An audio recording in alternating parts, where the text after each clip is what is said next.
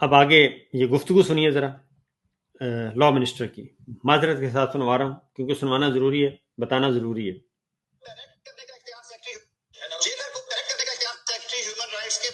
سنیے جی، وزیر قانون اعظم نذیر تارڑ. جیلر کو ڈائریکٹ کرنے کا اختیار سیکرٹری ہیومن رائٹس کے پاس ہوتا کہ یار آج ان کی ملاقات کرا دے اور میاں بیوی کو بھی اکٹھے سلایا کرے، میں ضرور کرتا. میرے پاس یہ اختیار نہیں ہے.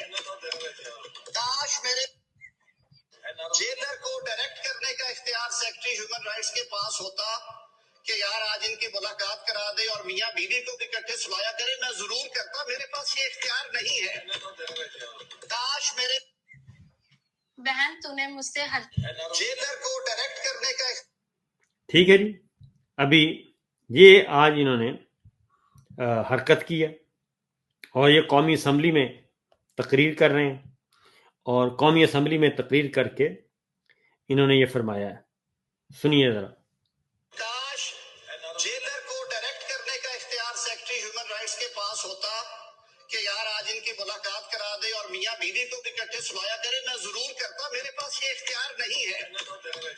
کاش میرے پاس چیئرمین ہے. ٹھیک ہے جی. اور سب سے افسوسناک بات جو ہے، سب سے افسوسناک بات، نیچے احسن اقبال صاحب بیٹھے تھے ساتھ ہی ان کی کرسی پہ. احسن اقبال صاحب نیچے لقمہ دے رہے تھے اور پیچھے تالیاں بجا رہے تھے باقی ارکان. ایسی بےہودہ گفتگو پہ پیچھے تالیاں بجائی جا رہی ہیں اور احسن اقبال صاحب لقمے پہ لقمہ دیے جا رہے ہیں.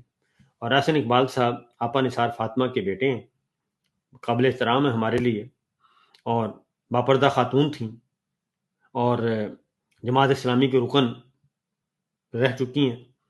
تو ان کے بیٹے ہوتے ہوئے یہ اس طرح کی آج انہوں نے اس بےہودہ گفتگو کو ساتھ لقمے دیے جا رہے ہیں. تو بہرحال یہ سچویشن ہے اور یہ صورتحال اس لیے ہے کہ ان کے پلے کچھ نہیں ہے. فارم 47 جعلی ملا ہوا اور بس موجیں کر رہے ہیں اور اس کے علاوہ اور کچھ نہیں ہے.